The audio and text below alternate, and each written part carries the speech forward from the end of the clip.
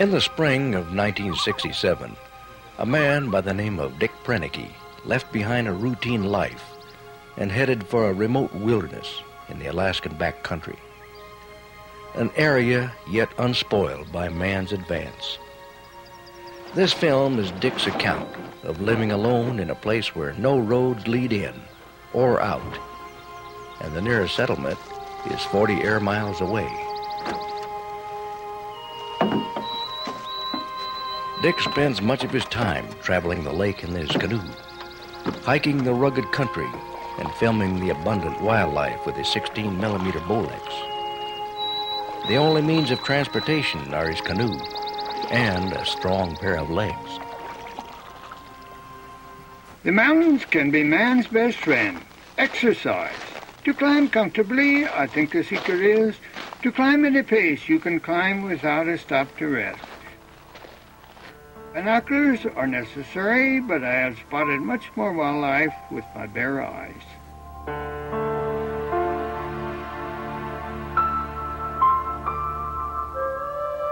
A sow grizzly with her 2-year-old cub was picking berries near hibernation time. They worked very fast, as if wanting to consume as many as they could before cold and snow came. Suddenly, she did wind me, stood up to look for me, and saw me. Down the mountain she and the cub ran to enter a brush patch. I, to the viewfinder, waited for them to appear on the far side. She didn't show, and when I took my eye away, I saw she was coming back alone, head high and walking fast. She intended to talk to me. I scooped up the tripod with camera and got out of sight and away, to look back from the cover of a brush patch. The encounter with the mother bear and her cub is just one of the many dangers of living alone in the wilderness.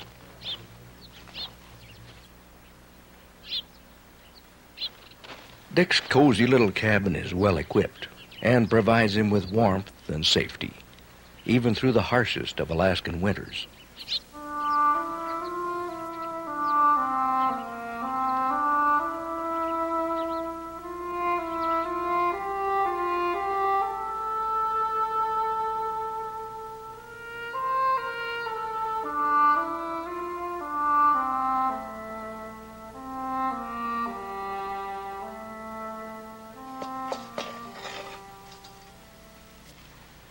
Food supplies and mail are flown in occasionally by float plane from Port Allsworth. And a hot stew like this suits Dick just fine.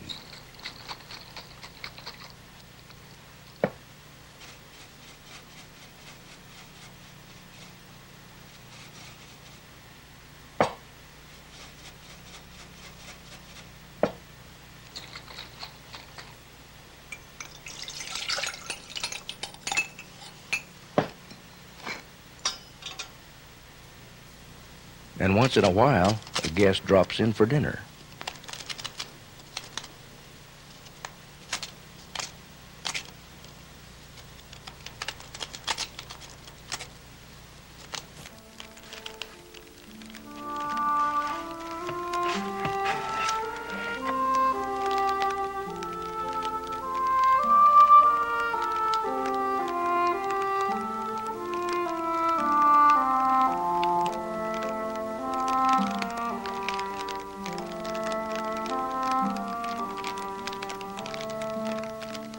It's October 4th now, and Dick spends much of his time preparing for the harsh winter that lies ahead.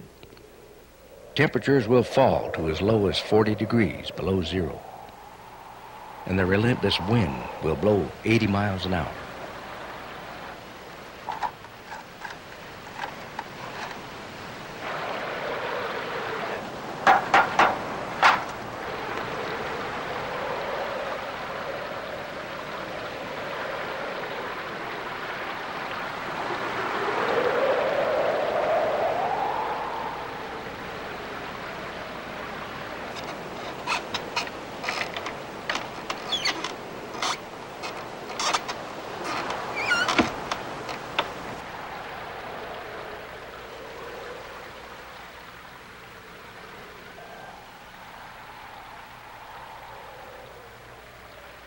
The lake is often too rough to travel with the canoe. The water is very cold, and to capsize could very well be disastrous. In 25 years, I have never turned over on the lake and have traveled some very rough water.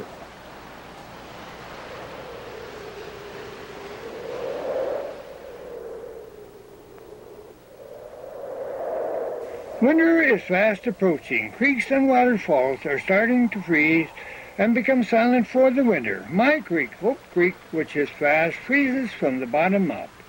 It seems strange to see rocks underwater coated with ice. The reason is that the water may be a few degrees below 32 degrees Fahrenheit, and it stays open as long as it is moving fast. If it slows just a little, ice will form. It becomes a creek of water flowing in a trench of ice. Eventually, the water will break through and then flow over the creek bed under the ice for the winter.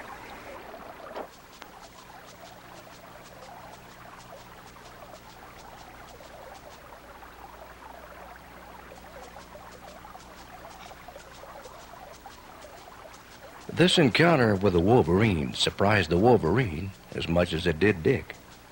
The wolverine heard Dick's camera running and quickly retreated as if on springs.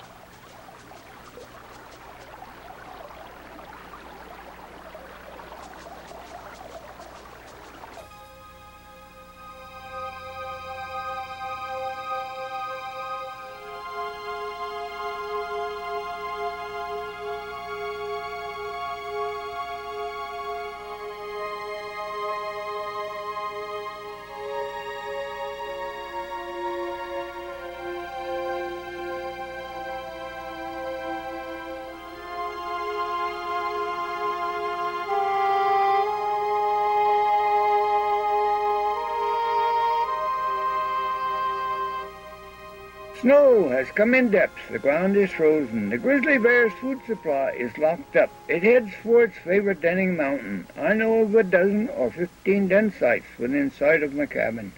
October 15th, give or take a day or two, finds the bears digging dens. It is interesting to see one choose a site and make the dirt fly.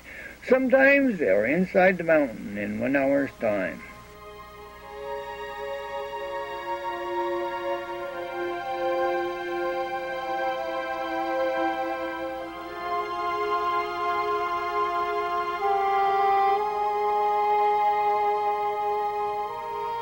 The ptarmigan roosts in the snow at night. If it is packed snow, it will sit and scratch like a barnyard hen. Snow flies and the white bird settles deeper and deeper. When deep enough, it snuggles down and is set for the night. The fox and the wolverine and other predators hunt the ptarmigan at night.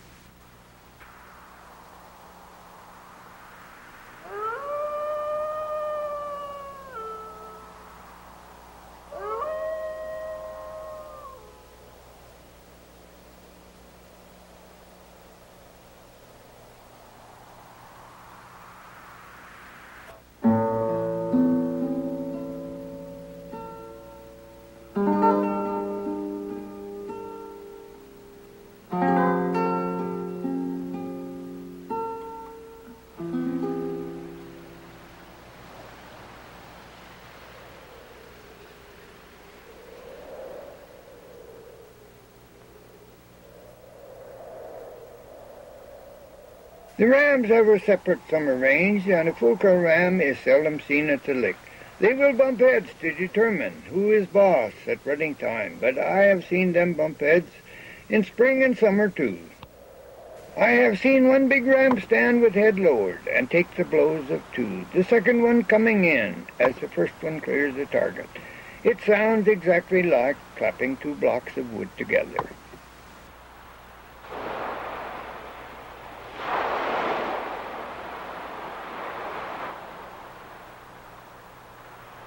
Twin Lakes isn't deep snow country. 16 inches in one snowfall is about as much as Dick has ever seen. Dick shovels his pathways after each snowfall to make room for the next snow. And after about a foot of snow, Dick depends on his snowshoes every time he leaves his cabin. Dick travels hundreds of miles on snowshoes every winter.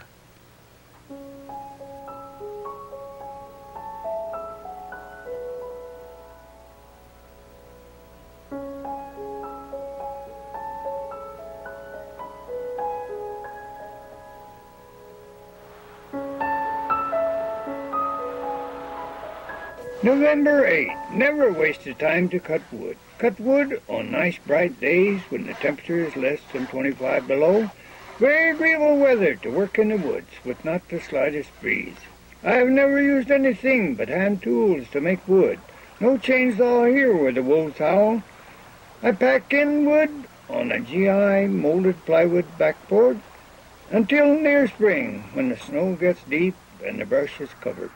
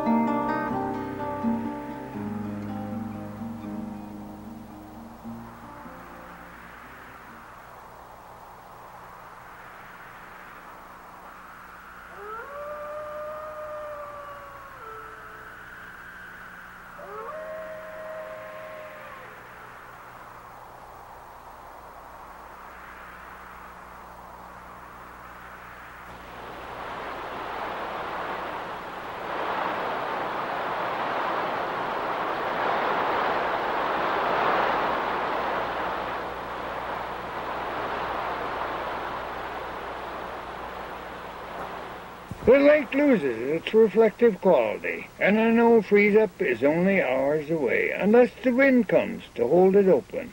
I have paddled the lake when the ice was forming fast and felt if I was 3/4 miles from shore, it would be a real struggle not to get stuck offshore by new ice.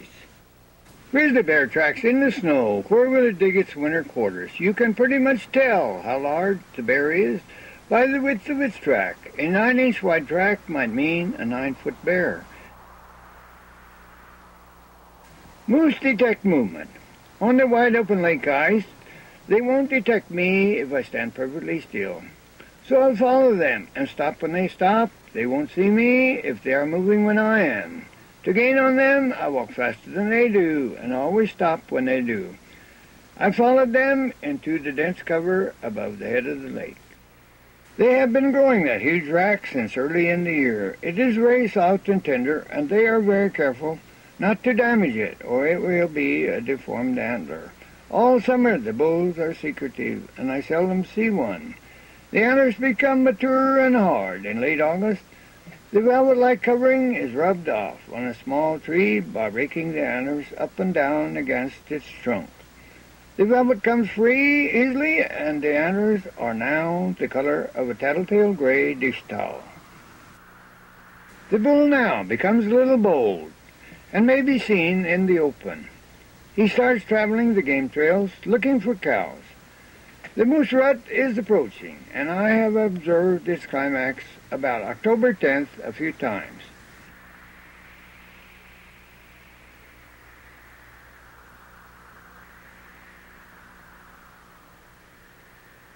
The bull moose was crossing the river flat when he dropped down a bank, and the sudden jar of striking the ground under the snow caused one antler to break free. It was December 10th, and the time for antlers to drop naturally is in February. The antler broke out of his skull, and not at the separation point.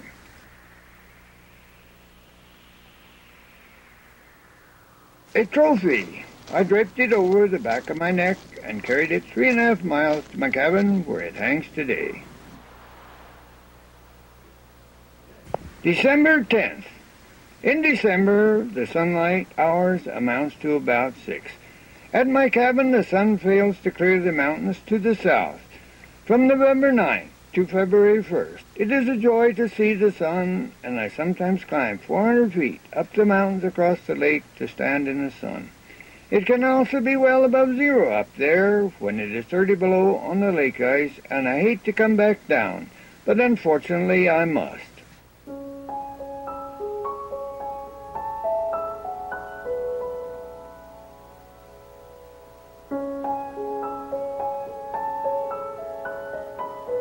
From one location on the lower lake, I can see it pass a notch in the mountains.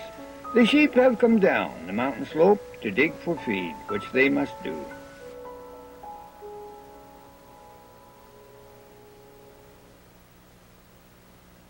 36 degrees below zero during the heat of the day. A land without motion. In the dead of winter, nothing seems to move. Not even a twig on the willows. In winter, when the ice is 4 inches or more thick, it is safe for planes equipped with skis to land. I would go outside, stateside, that winter, and it was Babe Ellsworth in his little 85 horsepower Taylorcraft that came to fly me to his homestead, 40 miles, and on to Anchorage in his Cessna 180. I covered the windows and fireplace chimney to keep the snow and rain out, and to prevent small rodents from entering the cabin by that route. The pine marten has been known to enter a cabin by way of the fireplace chimney. May 17. After spending the winter in Primrose, Iowa, I returned to Twin Lakes to find it had been late spring. The snow about the cabin area was still 30 inches deep. With the long-handled No. 2 shovel, it took a while to get shoveled out. Had it been a cold winter, I would cut a hole in the ice offshore to answer that question.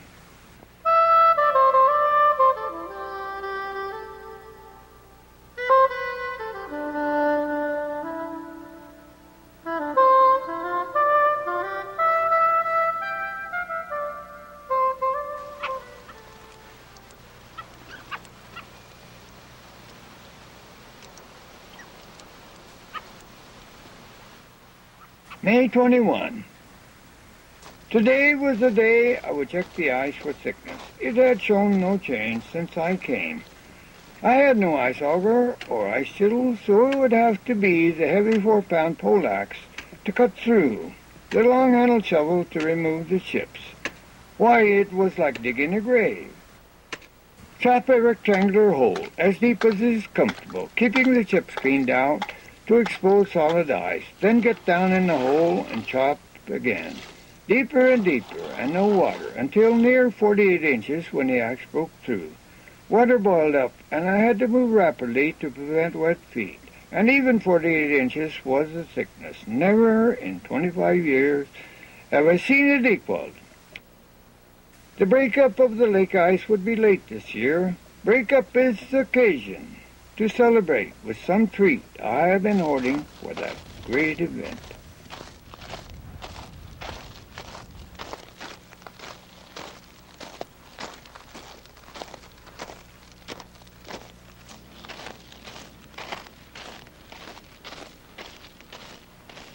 Caribou calving time. The days are long, and the direct sun on the tundra creates heat waves or shimmer that can be a problem when filming. To get above a few feet and shoot down through is a great help. To visit a herd of thousands at calving time is something to remember. Hundreds and thousands of new calves, all about the same size.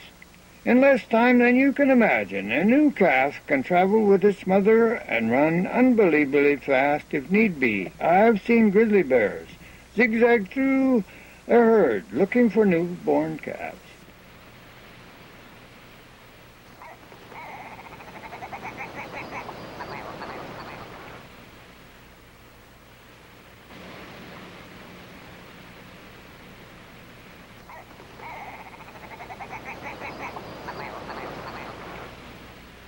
Spring, and the ptarmigan turns from winter white to summer brown. I watched the flock closely, and the first brown feather came to the neck. Sometimes I've seen a ptarmigan fly, and a white feather come drifting down. Come late fall, the last brown feather to fall was from the neck, and one on either side. Spring is a time of much action. It seems that all life knows it must make the most of the short spring and summer season. Where in winter I often have days and weeks of silence, except for the call of the raven and the magpie. Then the sun comes back and the country comes alive. Everyone is soaking up the sun. The snowshoe hares are turning from white to brown. Caribou appear from the low country to pick the first green feed along the stream between the lakes. Probably the red fox lost her foot in a trap, And I feel sorry for him. It must create a problem when it comes to making a living.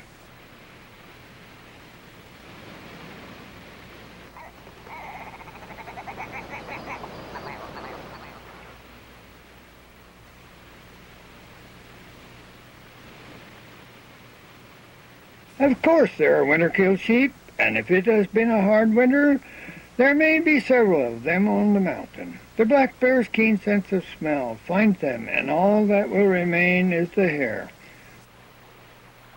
Often I have seen a lone cow with a small calf trotting, and always down country where the herd is.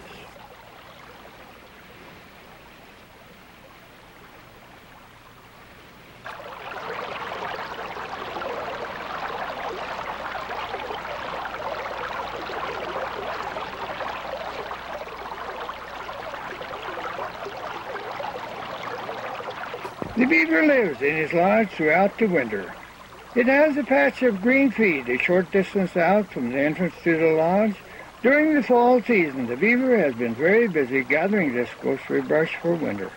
It anchors the big ants to the bottom, and it never seems to come loose and drift away.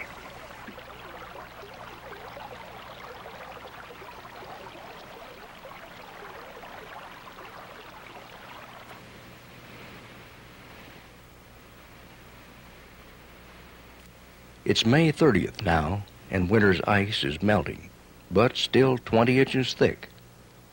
The mountain slopes are misted with green, and cottonwood buds are opening. After a long winter, Dick says, spring is a welcome sight.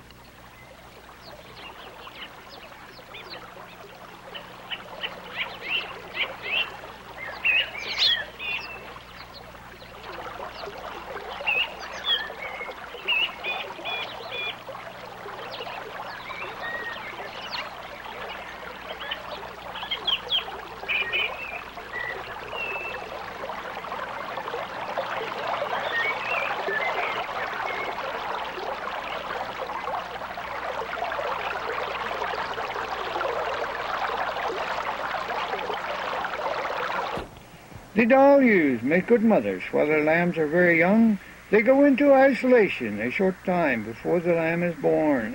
Soon she becomes careless. The lambs congregate and play among the rocks and ledges. It is good practice for their future life on the rough part of the mountain.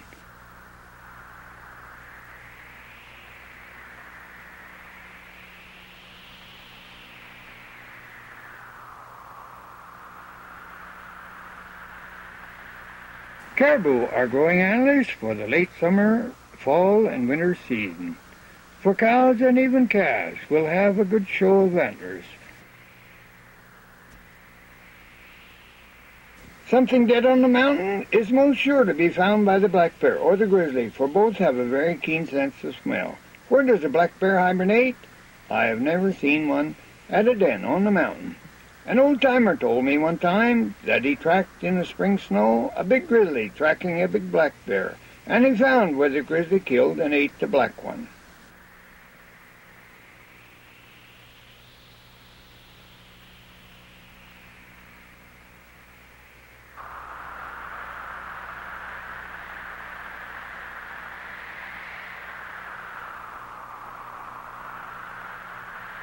Grizzly bears enjoy the steep snow-filled washes on the mountain slopes. Adult bears enjoy them as much as cubs.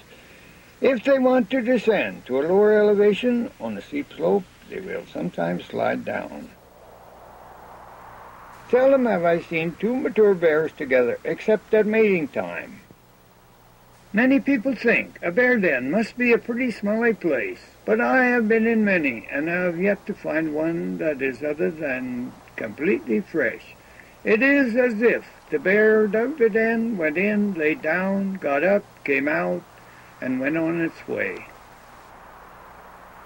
The record length of time for a bear in hibernation, as I have recorded it, it was the middle of October when I watched the bear dig the den and go in. It snowed that night and covered the den, and it was the last day of April, 197 days later, when the bear came out, and I knew within 30 minutes of when it did come out. It was completely active and showed absolutely no sign of being in hibernation.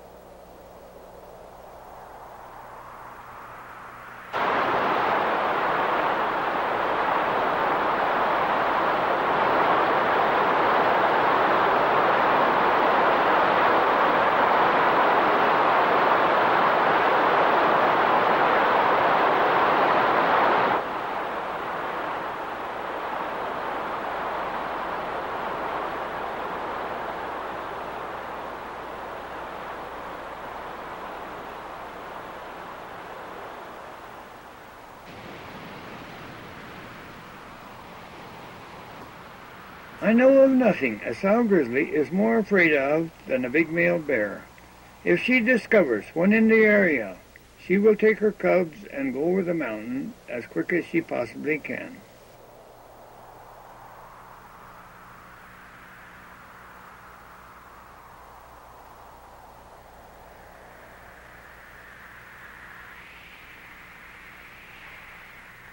Beware of a sow grizzly if she has cubs. She has seen you on the mountain, and then one of those cubs cries. She might just very well think you are responsible, and she will come and talk to you about it, and she will show absolutely no fear when she does. The way to take care of that situation, or the way I did, was to get out of sight and get away.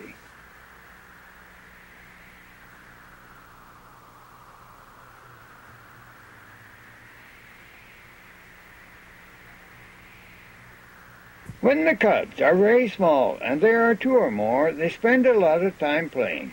Old Mom wants them to have their milk often. Each time they rush by and they're playing, she may lay back against the slope, indicating that it's time for milk.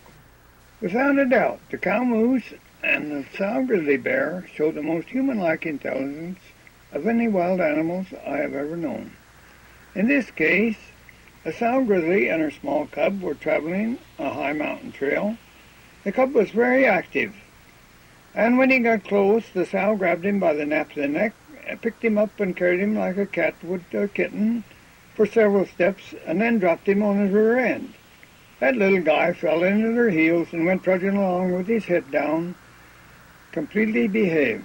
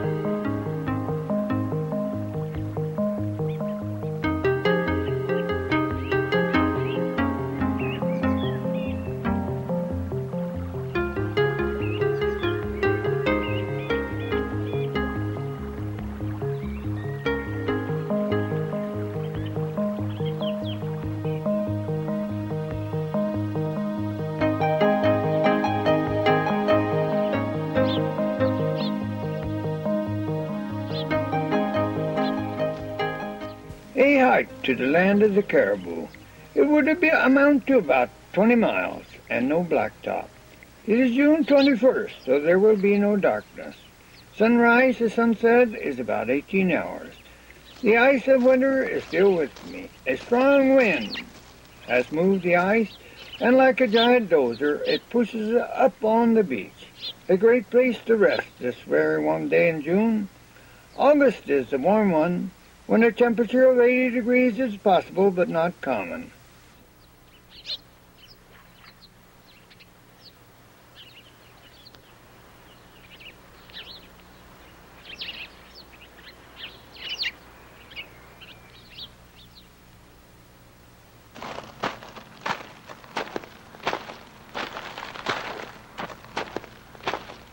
The first day of summer, and a good time to see many caribou, cows, calves, and a few bulls. After calving, they congregate in huge herds, and more than once I have seen many thousands of caribou about the first days of summer.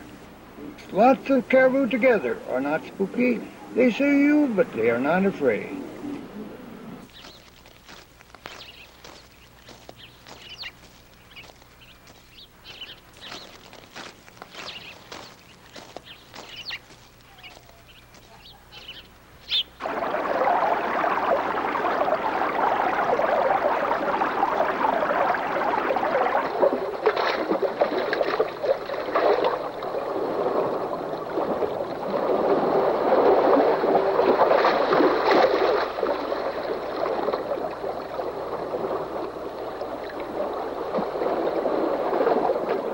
It has been a long hike, and my trophy, a caribou rack from a caribou long dead.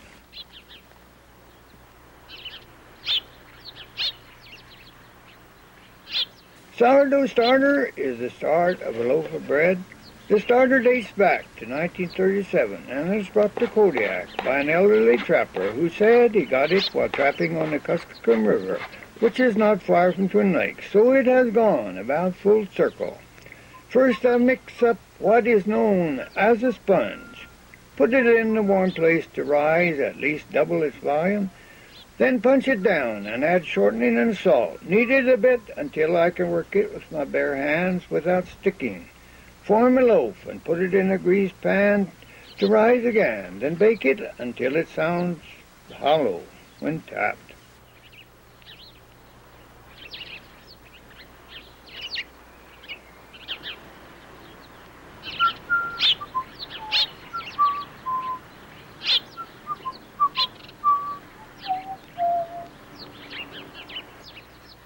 July 2. Here at 2,000 feet elevation, it can freeze ice any month of the summer season. July 4th. And new ice is not unexpected if the movement of air has been from the northwest and then becomes totally clear and dead calm for a night. I grow a few potatoes just to see how they will do. New ice on the puddle means my potatoes have had it.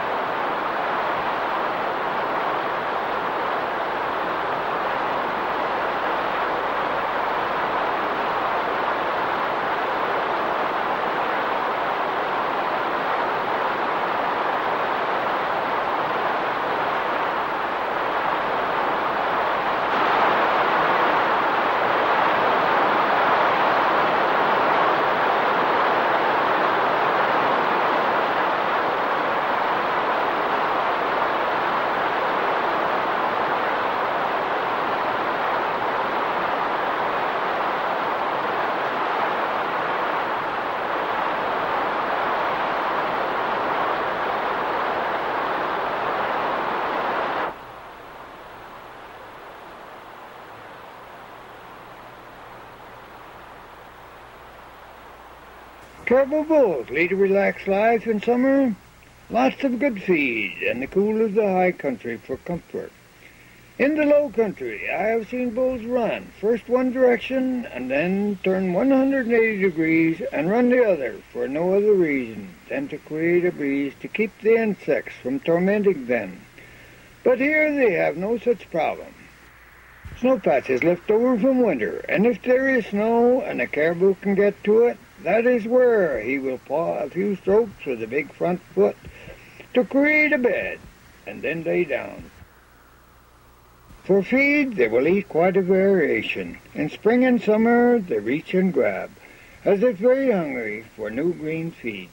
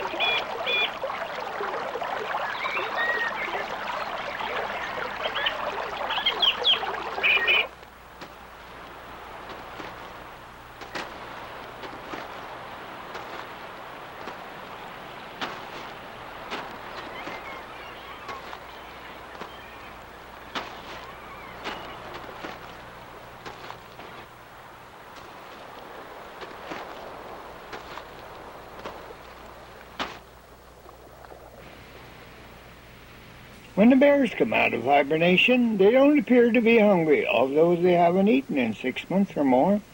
Watching them closely, I see them showing a slight interest after a day or two. In a week, they may be feeding, but still not spending much of the daylight hours doing it. They may quit early and sleep late in the morning. I have seen sows with cubs sleep until 9 in the morning, when the sun is up at 4 o'clock. In summer, when low green stuff has made good growth, they will eat lots of it. Plants such as the cow parsnip and the bear flower. Areas that are sub-irrigated and the plants will grow very lush is a good place to find a grizzly bear. The caribou is a sure-footed traveler of the mountain slope. Be it tundra, scree, or coarse talus, you will find well-defined caribou trails most every place you go. In coarse loose rock, I have traveled trails where over the years, and probably hundreds and thousands of years, caribou have not only used the same trail, but used the individual tracks each step. Using these tracks makes it much easier to travel than crossing the same area with no trail. In mid-July, the antlers, still velvet-covered, have made good growth. It will be late August before they are fully mature and ready for the velvet to be rubbed off. July 29. My fishing hole is closed, no more than a few hundred yards from the cabin. I am a subsistence user. I catch only what I can use. In this case, it was catch and release, to show you the beautiful grayling. The grayling has a very tender mouth and is easily injured. I have seen grayling caught and released in a little pool only feet away. They appeared uninjured for close to a minute, and then turned on their side and died. Catch and release is a great temptation when they are feeding on the surface. It is easier to catch them than to keep that black-knot fly away from them. It is a nice experience to see grayling feeding, rolling, and jumping for insects, and you sitting quietly watching them instead of attempting to hook them.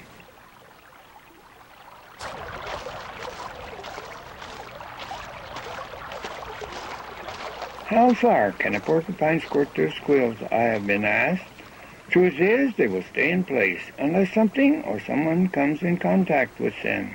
It's the tail that causes much grief. It is very muscular and is always on your end of the porcupine. At the slightest touch, the porky flips it up, and you have had it.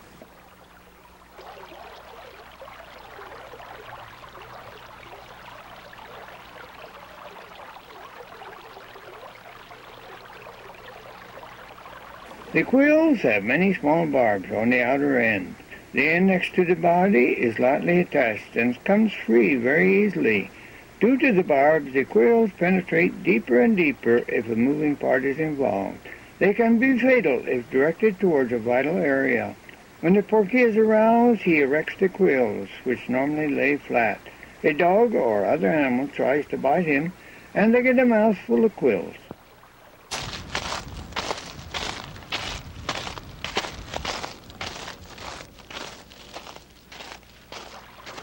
August 8th, and the rains came. I didn't realize it was the expected flood. Day and night it rained, and pretty heavy. I could hear it on the roof at night, and in the morning I would look at the mountains across. There were streaks of tumbling water in dry washes that were normally dry.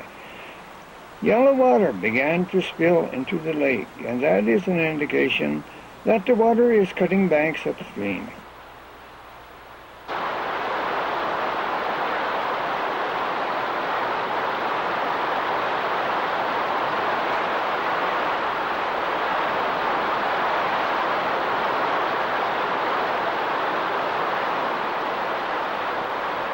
In a few minutes it could start a channel where none had been since before the trees and brush had started to grow.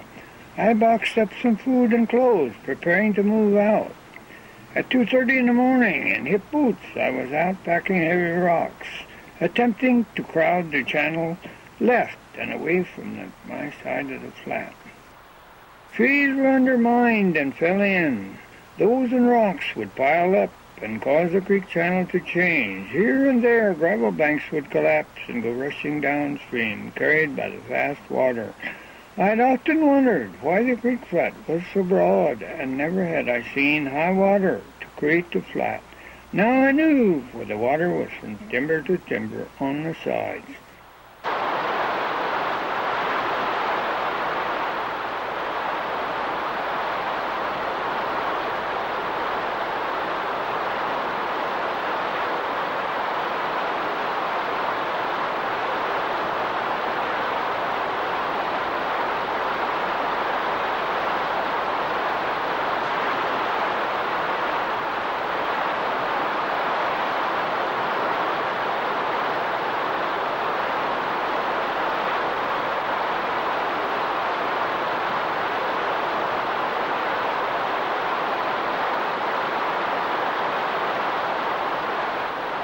The lake came up into the brush along shore.